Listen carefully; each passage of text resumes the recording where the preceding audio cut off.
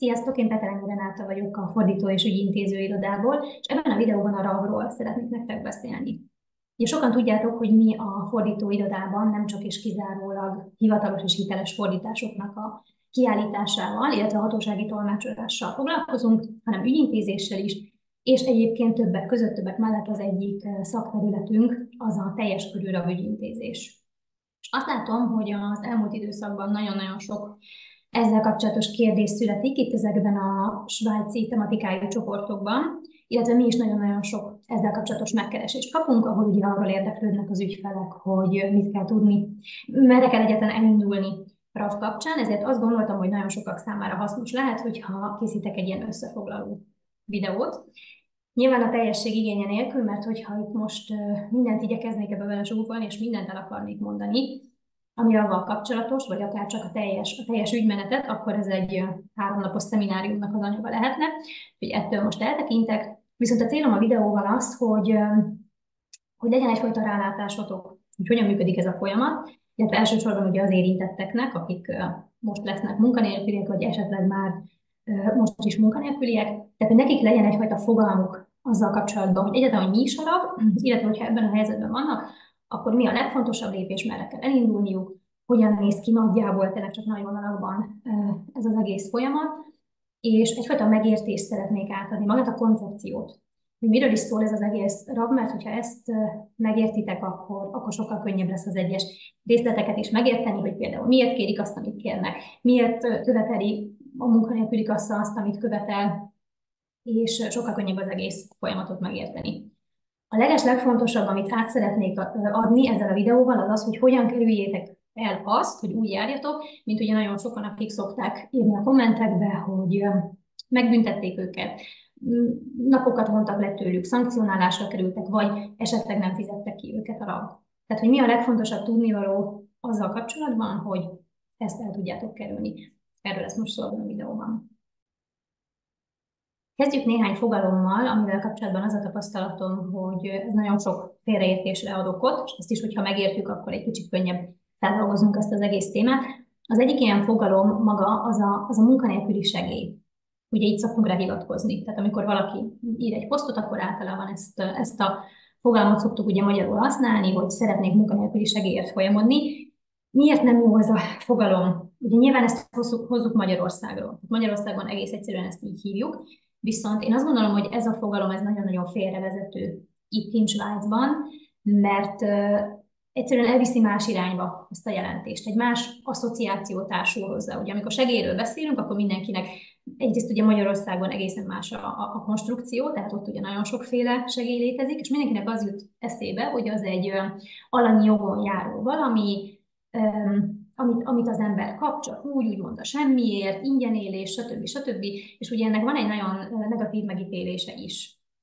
És nagyon fontos azt látnunk, hogy Svájcban viszont nem erről van szó, egyébként Magyarországon is biztosítási jogviszony alapú, de hogy idekint ez egy biztosítási jogviszonyon alapuló rendszer. És nem is segélynek hívják egyébként, hanem ugye Arbeitslosengeld, munkanélküli biztosítás.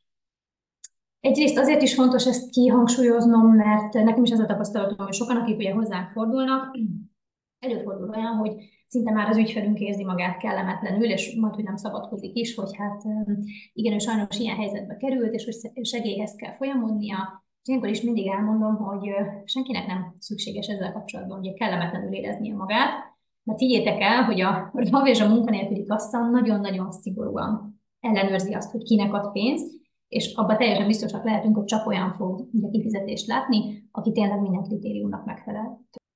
Úgyhogy ezzel kapcsolatos aggodalma senkinek nem kell, hogy legyen, hogy itt Svájcban ingyen élők vannak, és akkor ők kapnak munkanélküli segélyt, mert hogy ez inkább pont fordítva van, hogy azok is, akiknek meg lenne a jogosultságuk, és egyébként teljesen jogosultak a munkanélküli segélyre, nekik is úgymond még nehéz érvényesíteni ugye ezt a jogot, és elvinni odáig a folyamatot, hogy ténylegesen megtörténjen a kifizetés.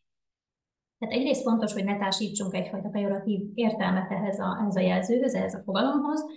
A másik pedig maga az értelmezés, hogy ugye itt Svájcban ez biztosítási alapokon nyugszik, ez az egész. Tehát ez tulajdonképpen ugyanúgy néz ki, mint bármelyik másik biztosítás, ahová te minden egyes hónapban be kell, hogy fizess egy bizonyos összeget, és hogyha ez megvan, ugye biztosított személy, vagy akkor, amikor egy káreset történik, akkor neked jogod van ugye ezt a káresetet, az igényedet, a kérelmedet benyújtani, és ugye fogsz kapni pénzt a biztosítótól. Tulajdonképpen a RAV is valami hasonlóról szól.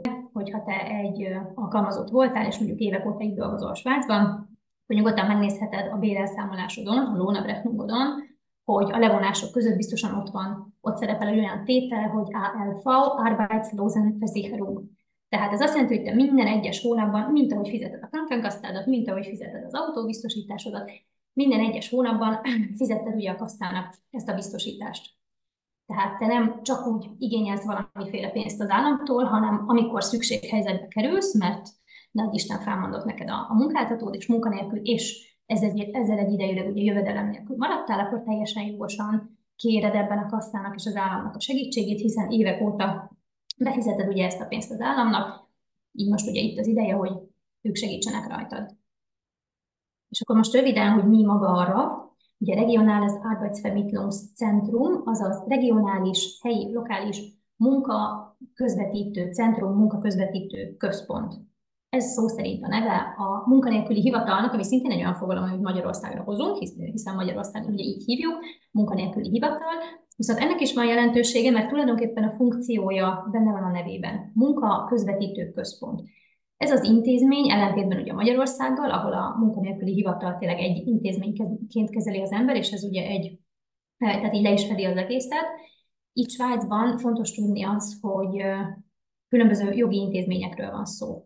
Most, ha gyorsan fel akarom sorolni, akkor tulajdonképpen 4 jogi intézményről van szó. Az egyik a maga a RAV, az a munkaközvetítő központ, a másik a munkanélküli kassa. Hogyha te haza akarsz költözni egyébként, akkor ennek még van egy másik részlege, az EURES, OIRES, ki hogy mondja, és egyébként a munkáltatódat is külön jogi személyként kell kezelni, akinek szintén nagyon sok szerepe van egyébként ebben a folyamatban.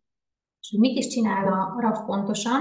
Ugye mint munkaközvetítő centrum, központ, tulajdonképpen ezt úgy kell elképzelni, én úgy szoktam hívni, hogy ez egy ilyen monitoring intézmény, egy ilyen controlling. Tehát sokkal inkább szól az ő funkciójuk és a tevékenységük arról, hogy ők ezt az egész folyamatot egyrészt elindítják, menedzselik, valamint téged ellenőriznek, illetve úgynevezett másználméket, tehát bizonyos intézkedéseket megtesznek, illetve elindítanak neked. Viszont például a kifizetést azt ugye nem ők intézik, meg vannak olyan egyéb speciális ügyek, amikkel nem ők foglalkoznak. Tehát a RAV-nak tulajdonképpen az a feladata, hogy amikor te szeretnéd bejelenteni a munkanélküliséget, akkor ők magát a teljes adminisztrációt elvégzik. Ugye odamész tanácsadásra, a tanácsadód. Ezt szintén most nem fogom leírni, hogy az egész első beszélgetés miről szól, de amikor bejelentkezel munkanélkülihez, akkor ugye el kell menned személyesen, egy bejelentkezést követően 1,5-2 héttel, egy személyes tanácsadásra, ahol egyébként a tanácsadód jó esetben mindent elmond, de szegény nem is tudja elmondani, hogy 1 óra alatt, mert ez egy akkora hatalmas tudásanyag, hogy nem is fér bele ez az egész ebbe az 1 órába. Viszont ugye így szoktak például a legtöbben egyébként elcsúszni, hogy elmennek el az időpontra, nyilván ugye kötelező, de nem rendelkeznek például nagyon jó vagy anyanyelvi tudással, és ilyenkor az ügyintézőnek nyilván nincsen, tehát neki nem áll rendelkezésére 5 óra minden egyes biztosított személy esetében, vagy minden egyes ügyfél esetében, ezért ő ledarálja 1 óra alatt a fontos tudnivalókat.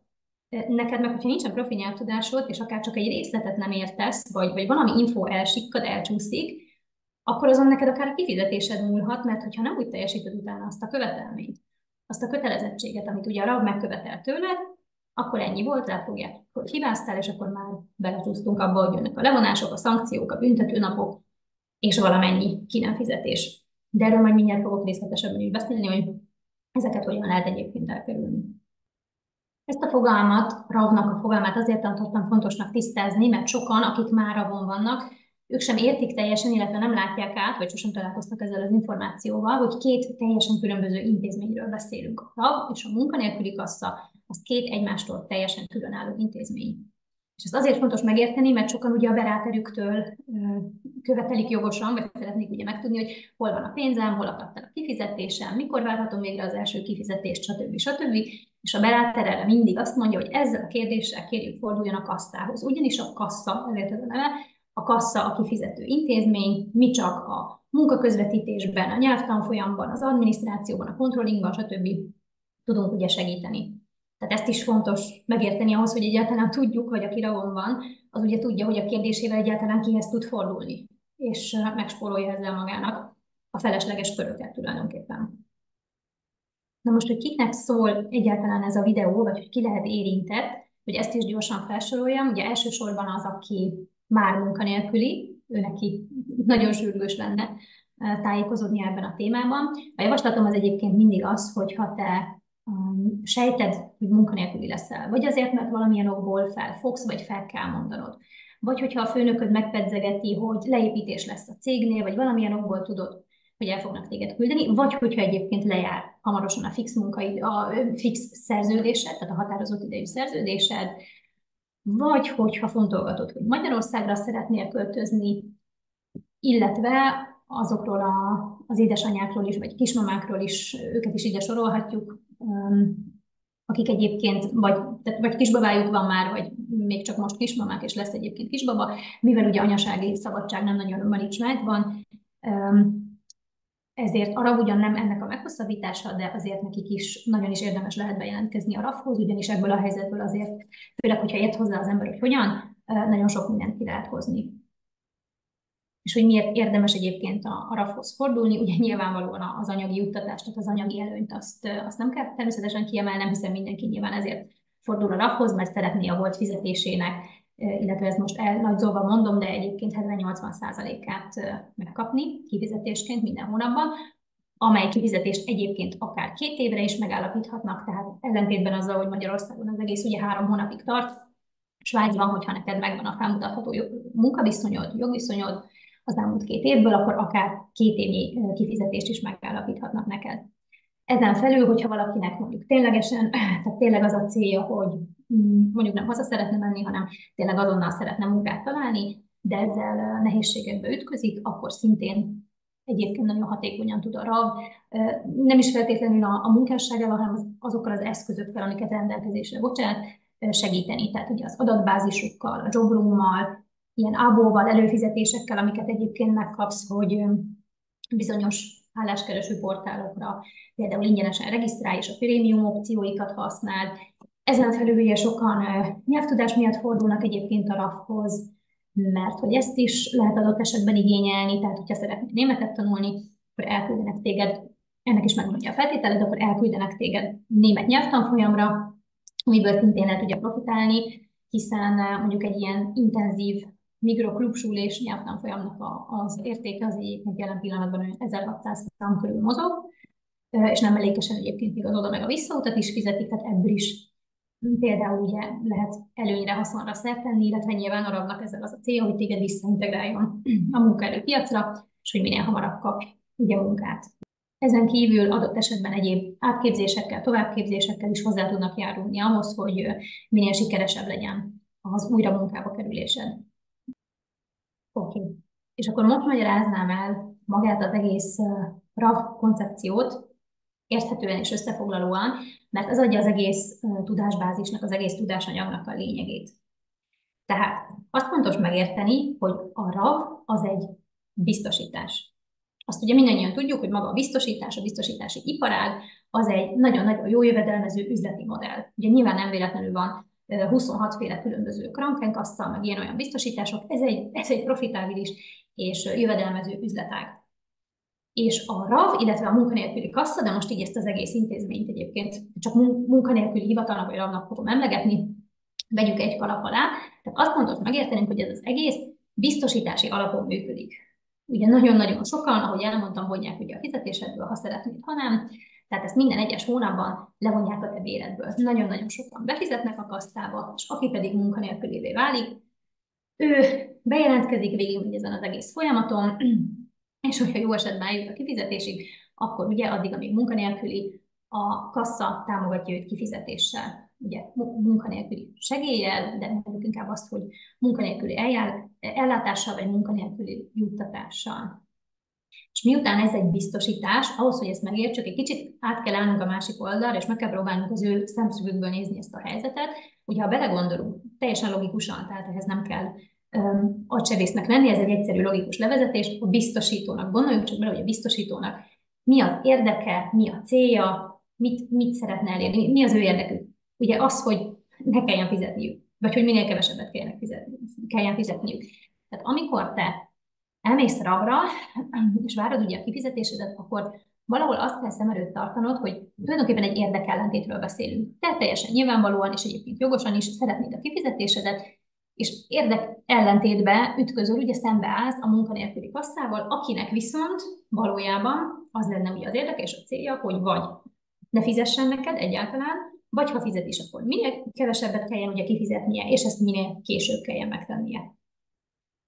Ezt nagyon fontos megértenünk, és ezt nagyon sokan nem tudják, mert egész egyszerűen nem látják át, hogy egy biztosítási rendszerről van szó. És hogyha ezt megértjük, az segít ugye feldolgozni és értelmezni visszamenőleg az egész RAV és munkanélküli ügyintézésnek a folyamatát is. Hogy miért ennyire nehéz és bonyolult és komplikált és akadályokkal telített ez az út. Tehát, hogyha ugye RAV ügyintézésről beszélünk, én ugye teljes körű RAV ügyintézésnek szoktam nevezni, mert ugye ebben támogatjuk az ügyfeleinket, akkor azt kell mondanom, hogy ez egyrészt hosszú, másrészt bonyolult, harmadrészt komplikált, több lépéses, szükségtelenül megnehezített folyamat. És ugye ez azért van így, pontosan azért, amit az előbb elmondtam, mert ez egy biztosító, és a biztosító megpróbálja a saját érdekében szükségtelenül megnehezíteni a te helyzetedet. Ezt szépíthetjük, megfogalmazhatjuk másképp is, de tulajdonképpen ez tény, erről van szó.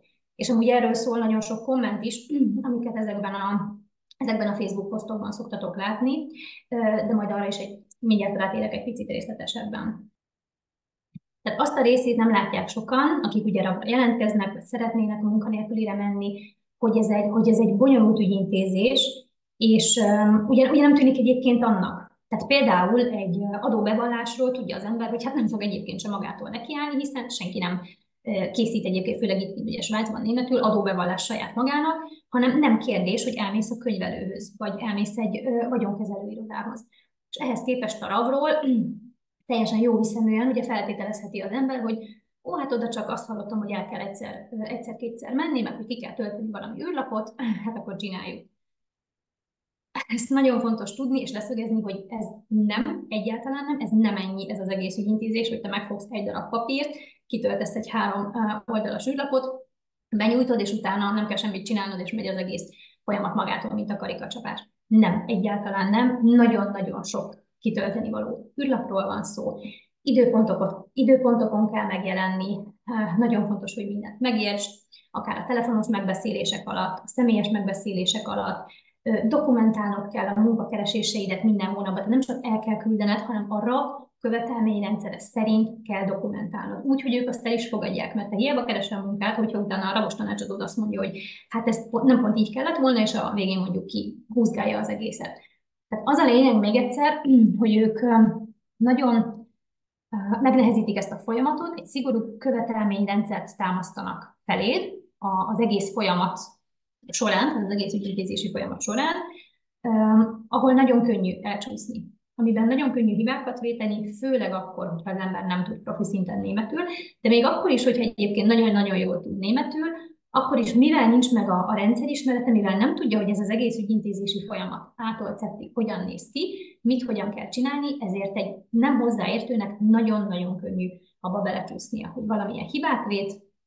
Még egyszer mondom, a rendszer valójában ezt is akarja, hogy te hibát vétsél, és akkor erre hivatkozva mondhatják azt, hogy szankció, levonás, ki nem fizetés, stb. Stb. Ezt egyébként nyugodtan meg is nézhetitek ugye ezekben a posztokban, tehát hogyha a svájci tematikájú csoportokban erre rákerestek, hogy RAV vagy munkanélküli, akkor nagyon-nagyon sok választ fogtok találni. Tehát ezekben a kommentekben is látható az, hogy nagyon sokan írják le a negatív tapasztalatukat. És majd erre is mindjárt ki fogok térni, hogy egyébként ez miért van így, és hogyha te éppen nézegeted ezeket a posztokat, akkor kell, hogy ne higgy el mindent, amit ezekben a kommentekben egyébként olvasol. Tehát a koncepció maga az ez volt, amit mindenképpen át szerettem volna adni, hogy megértsd azt, hogy egyrészt nehéz a RAV ügyintézés, hosszú, bonyolult, de nem lehetetlen nyilván egy hozzáértőnek.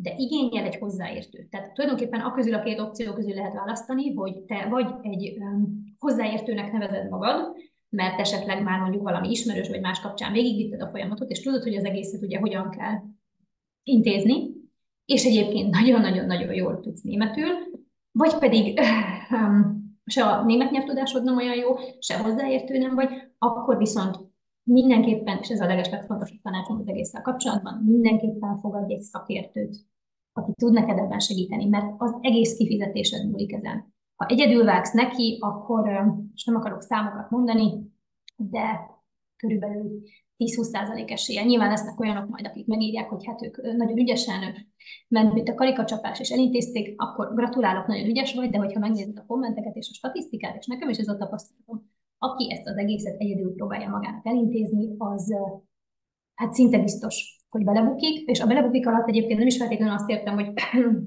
egyáltalán nem kap kifizetést a végén, de hogy valamilyen hibát vét. Amit, hogyha egyébként szakembert fogadott volna, vagy valakihez elment volna tanácsadásra, vagy tudta volna, és azzal a teljes körű ismeretanyaggal rendelkezett volna, ami a teljes körű ügyintézéshez szükséges, akkor nem kapott volna levonást, akkor időben kapta volna meg a pénzét. Tehát, hogy valamilyen hátrány, valamilyen hátráltató tényező általában mindig belekerül ebbe a sztoriba. Tehát az is, aki megkapja a fizetését, általában sosem megy könnyen ez az egész. Tehát ez sosem úgy néz ki, hogy te beadod a kérelmet, és akkor neked 3 hét múlva a számládon van a pénz, hanem biztos, hogy kell valamilyen hiánypótlás, biztos, hogy az illető később kapja meg a pénzét, egyáltalán nem kapja meg a pénzét, valamennyi levonással kell számolni, és azt nagyon fontos itt is megérteni, hogy ha valaki mondjuk segített volna neked ebben, akkor nagy valószínűséggel ennek szinte a 100%-a elkerülhető lett volna. Maga a folyamat az egyébként úgy néz ki, hogy bejelentkezel a RAF-hoz, remélhetőleg időben, tehát nem akkor kezdesz el ezen gondolkodni, amikor már 3 hónapja munkanélküli vagy. Lehet akkor is, csak hát akkor mondhatjuk úgy, hogy nem használtad ki maximálisan ezt az egészet, mert akkor az elmúlt 3 hónapodat már visszamenőleg nem fogod tudni érvényesíteni. Tehát vagy az van, hogy ugye te már most munkanélküli vagy hogyha szóba kerül a munkanélküliség, akkor ugye bejelentkezel a RAF-hoz. És ezt senki nem úgy képzelje, hogy ez tényleg 1-2 űrlapnak a kitöltése, és akkor utána minden megy az egész magától, hanem ez egy nagyon-nagyon sok lépéses folyamat. Ugye személyes találkozókra kell elmenni, a telefonban is nagyon fontos mindent megérteni, rengeteg papírt ki kell tölteni, egy egész paksamét a papírt, csak az egyik jogi intézménynek, akkor utána a másik jogi intézménynek, a kasszának is egy csomó mindent ki kell tölteni. Nem mindegy, hogy töltöd ki, nem mindegy, hogy mit x-elsz, nem mindegy, hogy védesz benne hibát, vagy nem.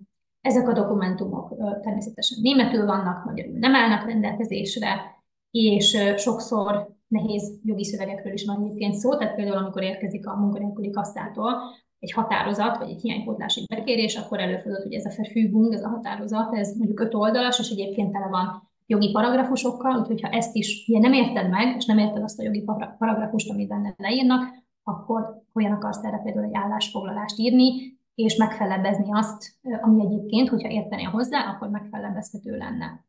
Tehát a legfontosabb info ebből az egészből, hogy a RAF folyamat az hosszú, bonyolult, és megvan az oka, megvan a pontos oka, hogy ez miért van így. Azért van így, mert ez egy biztosítás, és a biztosítónak egész egyszerűen nem érdeke az, hogy ez egy könnyű és egy ilyen folyamat legyen. Hogy te csak leadsz egy kérvényt, és kapsz rá egy pecsétet, és holnap után ott van a számládon a pénz.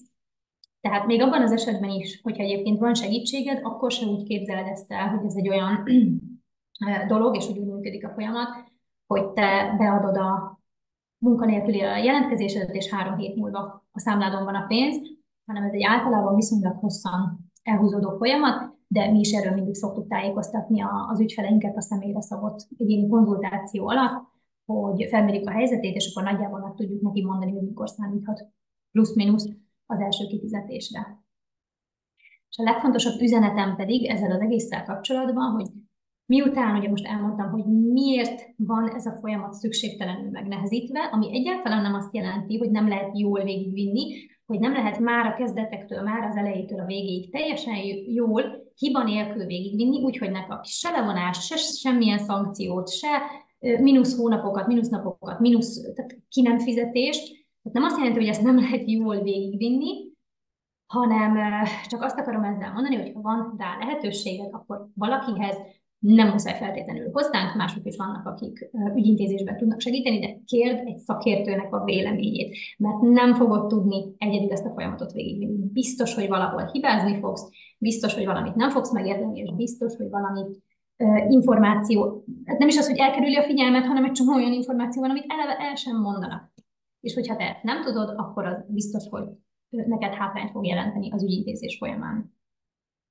Úgyhogy mondom, ugyanúgy, mint ahogy az adóbevallását sem magának csinálja senki, vagy a cégének a könyvelését sem magának csinálja senki, csak ugye ezekkel a témákkal kapcsolatban teljesen egyértelmű, hogy megbízunk egy szakembert, és könyvelőhöz fordulunk, és vagyonkezelőirodához fordulunk. Úgy a RAF kapcsán mindenki ugye jó hiszeműen azt gondolja, hogy jó, hát ha én egy kicsit tudok németül, hát akkor most ugyan mit nekem az interjú, majd én oda elmegyek, aztán képviselem saját magam, nem lesz jó vége. Tehát ezzel kapcsolatban azt kell tudni, hogy a tolmács is, amikor elmegy, akkor ugye, hogyha te csak tolmácsot fogadsz, az is már ugye sokat javít a helyzeteden, hiszen akkor megértesz mindent, amit mondanak.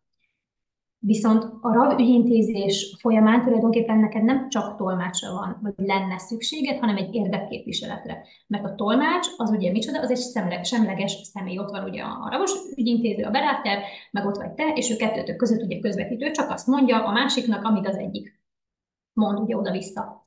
Hidat képez tulajdonképpen. Viszont én, amikor például a teljes körű ügyintézésnek a keretein belül elmegyek tolmácsolni az ügyfelemmel, akkor én ott nem csak tolmács vagyok, hanem én tulajdonképpen érdekképviseletként vagyok ott. Ugye erre minden lehetőségem megvan, hiszen én ilyenkor a megbízást azt nem a RAV-tól kapom, tehát nekem senki nem írja elő azt, hogy én egy teljesen semleges személyként kell, hogy ott legyek, és nekem csak mint például a rendőrségen, mint egy teljesen neutrális személy, úgymond csak tolmácsolnom kelljen, hanem nekem lehet egy ilyen kiterjesztett funkció, hogy én tolmácsként is vagyok ott, meg egyébként tanácsadóként is, mármint az ügyfelem részére, és érdekképviseletként. Tehát, hogyha például a rabos tanácsadó nem annyira együttműködő, vagy nem mond el bizonyos dolgokat, amit egyébként fontos lenne tudni, akkor én ott érdekképviseletként igenis fellépek, és képviselem természetesen 100%-ban mindig az ügyfelünknek az érdekeit. És ezt szintén nagyon sokan nem tudják. És azt gondolják, hogy elég az, hogyha megy a tolmács, persze az is elég lehet, de sokkal-sokkal jobb helyzetből indulsz, hogyha van egy érdekképviseleted. És egyébként ezen a ponton jegyezném meg, hogy az érdekképviseletre a RAV ügyintézés során nem csak és kizárólag mondjuk ezeken a Beratungsgesprächeken, tehát a RAV-os tanácsadóval folytatott tanácsadói megbeszéléseken van szükség, vagy lenne szükség, hanem az egész kommunikáció során. Ugye, ahogy a videó elején elmondtam, különböző jogi személyekről van szó. A munkanélküli kasszával szemben kifejezetten külön nagyon-nagyon fontos, hogy te tudd érvényesíteni az érdekeidet. Egyrészt tudd a jogaidat, és tudd a jogaidat érvényre juttatni. Mert hogyha ezt nem teszed meg, akkor hát tulajdonképpen azt csinálnak veled, amit akarnak, és te még azt sem tudod, hogy egyébként mire lenne jogod, azt meg pláne nem tudod, hogy ezt a jogodat hogyan érvényesíts. Ugyanígy a munkáltatóval szemben vannak olyan esetek is nyilván, amikor a munkáltató tök jó fej, vagy jóba voltál ugye a munkáltatóddal, vagy a HR-essel, tök szuper, viszont fontos tudni azt is, hogy ha esetleg nem jóba váltatok el a munkáltatóddal, vagy nem annyira jó fej a főnökön, a munkáltatón is nagyon-nagyon sok múlik. És hogyha ő akar, és neked egyébként nincs sem a tudás, sem pedig az az eszköz, sem az az érdekképviselet a kezedben, amire szükség lenne, akkor ő nagyon-nagyon meg tudja nehezíteni ezt a folyamatot. Tehát a munkáltatót, hogyha szeretne, akkor igenis keresztbe tud neked tenni.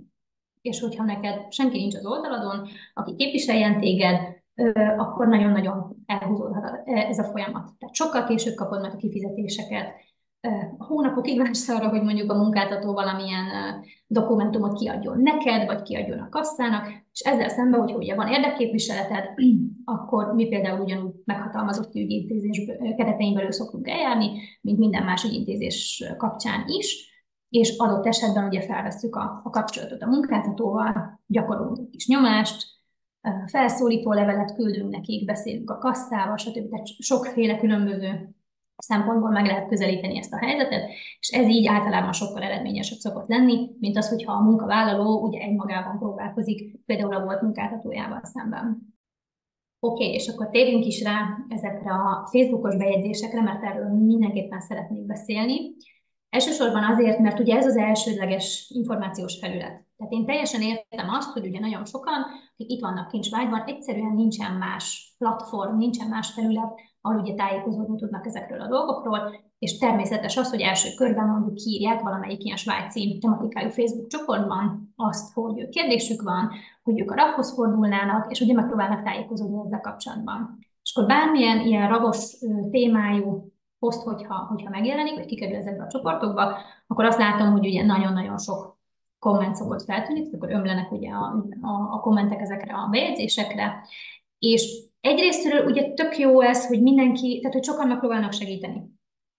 Egyrésztről nyilván ez ugye nagyon pozitívum, hogy mindenki leírja a saját tapasztalatát, hiszen ezzel is segíti az illetőt, hogy azt mondja, hogy figyelj, nálam így volt, és akkor te ebből is ugye tudsz tanulni. Te pedig, aki felteszed ezt a kérdést, nyilván örülsz neki, hogy egyáltalán valahonnan tájékozódni tudsz, hiszen máshonnan tájékozódnál, persze meg lehet nézni az admin.ch meg a mit tudom én milyen hivatalos oldalakat, ahol minden bonyolult nyelvezettel, és természetesen csak és kizárólag 100%-osan németül szerepel, abból meg ugye nem tudsz tájékozódni. Tehát nyilván te örülsz annak, hogy egyáltalán kapsz valamilyen információt.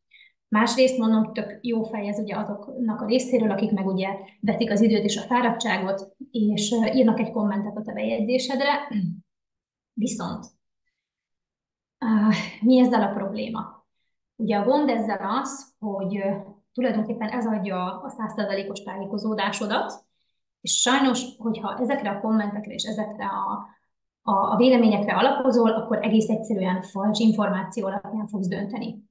Milyen jellegű kommentek szoktak ugye felbukkani ezeknél a bejegyzéseknél? Nyugodtan rákereshetsz egyébként a Facebookon, csak beírod ezt, hogy RAV, és kijön egy csomó ilyen poszt, és hogyha ott elkezded olvasgatni egyébként a kommenteket, akkor egyrészt van néhány olyan, ami tényleg ugye hasznos információt tartalmaz, és esetleg meg is válaszolja a kérdésedet, de egyébként egy csomóan oda szokták kommentelni azt, hogy nekik mi a személyes tapasztalatuk ugye a RAV-val kapcsolatban. És hogyha átlagolni akarunk, meg statisztikát szeretnénk nézni, akkor ezeknek a kommenteknek körülbelül a 70-80%-a, de lehet, hogy még magasabb ez az arány, egészen biztos, hogy negatív. Ezzel nem megsérteni szeretnék senkit, ő leírta a saját tapasztalatát, és ezzel szívességet tett neked, csak hogy ez ugye azért nagyon káros gyakorlat, mert ezt el is hiszed, és azt ugyan elhiszed, hogy ez így volt, hiszen az ő esetében ez valóban így történt, mi csak azt nem, vagy te csak azt nem látod ebben az egész folyamatban, hogy ő mindezt hiányos tudással tette. De hogyha meg lett volna a tudása, akkor nem következett volna be ez a szituáció. Mert hogy miről is van szó? Egyrészt arról van szó, hogy neked vagy megvan a RAV-ra a jogosultságod, vagy nincs meg a jogosultságod. Ha nincs meg a jogosultságod, ami szintén tudás kérdése, hogy te tudod-e azt, hogy mi kell ahhoz, hogy neked meg legyen a jogosultságod, és ha tudod, hogy nincs meg, akkor eleve be sem jelentkezel a RAV-ba, eleve nem fordítasz erre pénzt, időt, energiát, elmész oda, esetleg lefordítatod a papírokat, tolmácsot fogadsz, stb. Eleve bele sem fektetsz ebbe, mert tudod azt, hogy nincs meg a jogosultságod.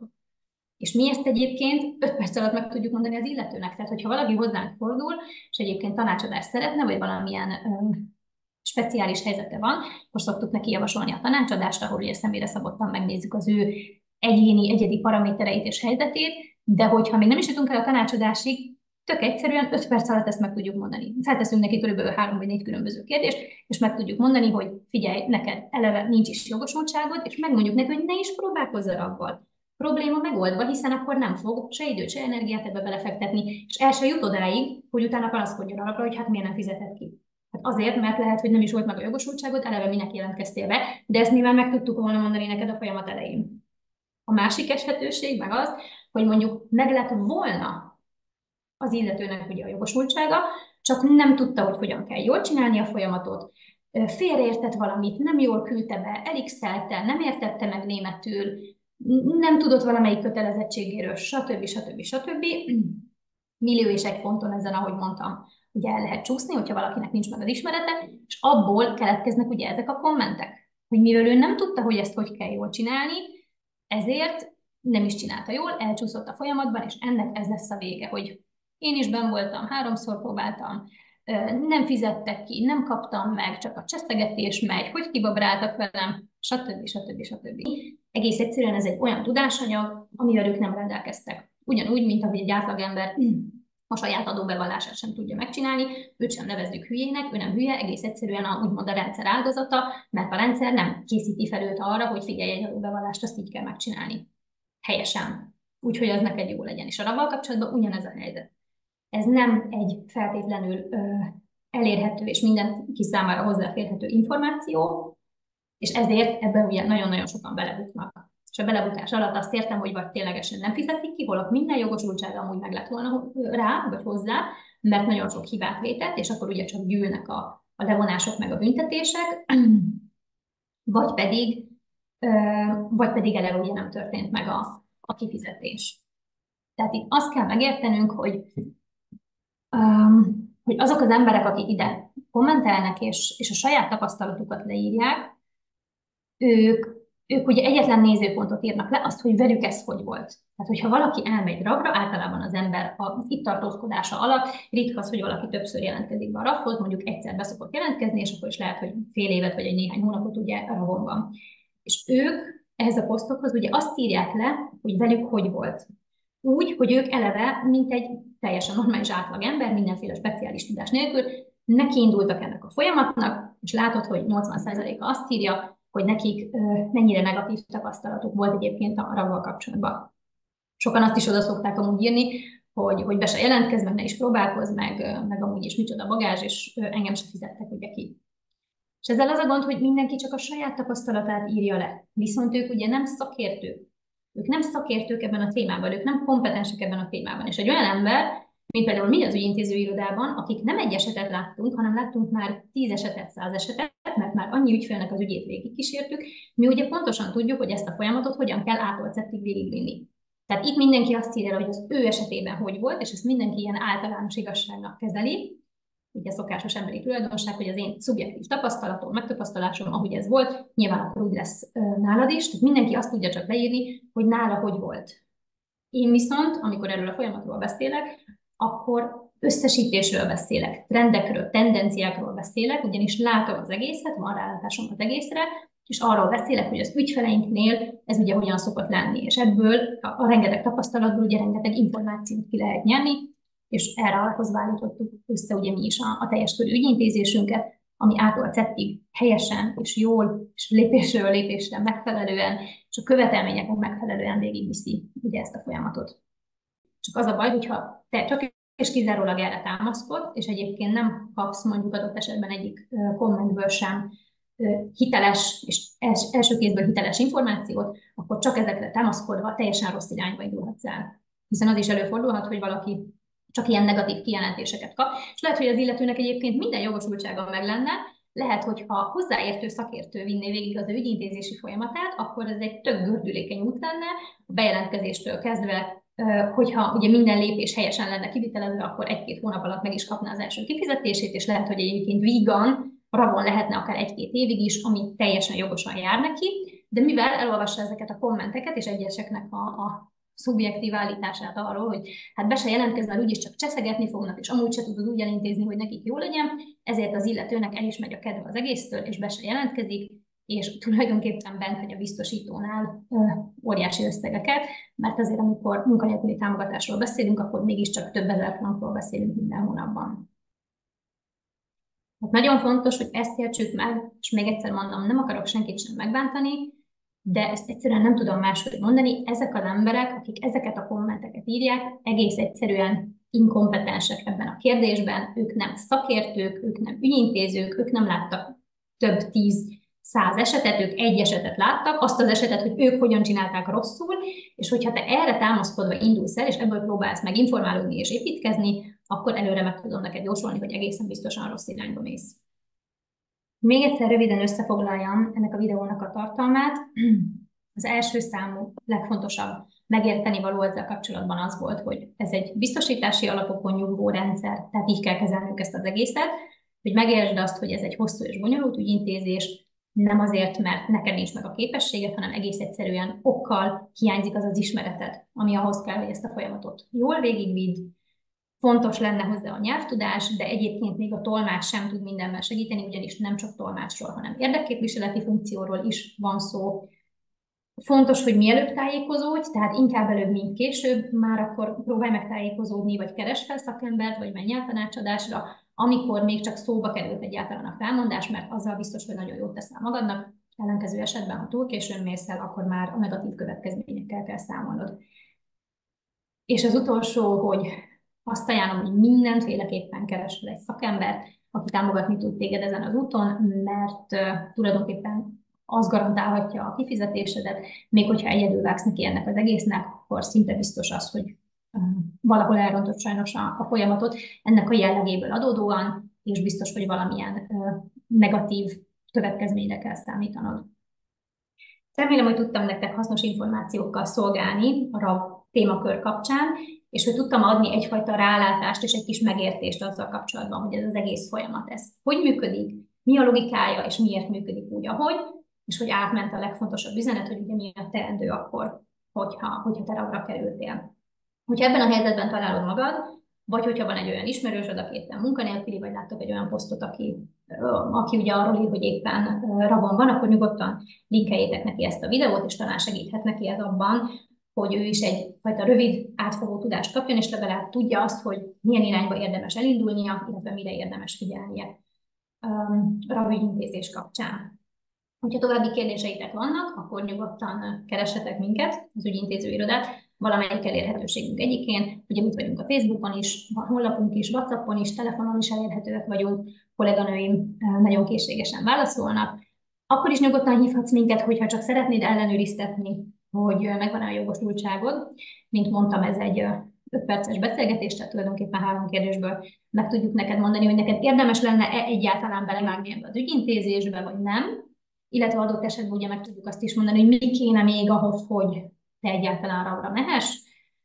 Hogyha mélyebben, részleteiben menően szeretnél tájékoztatást, akkor természetesen tudunk erről beszélni egy tanácsadás keretein belül, ahol személyre szabottan a te helyzetedet meg tudjuk nézni, és el tudjuk neked mondani azt, hogy neked most melyik konstrukció, melyik opció lenne a legjobb és a legideálisabb, mert ugye itt is nagyon, tehát különböző irányokba el lehet indulni.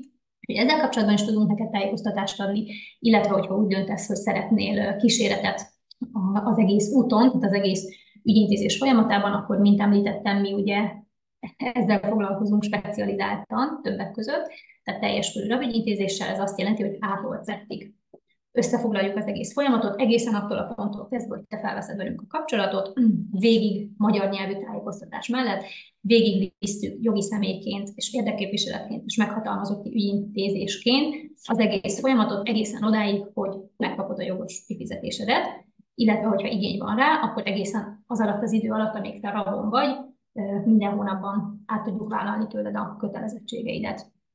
Úgyhogy ha ez téged érdekel, és ebben a helyzetben találod magad, akkor nyugodtan keresd fel minket, és készséggel segítünk.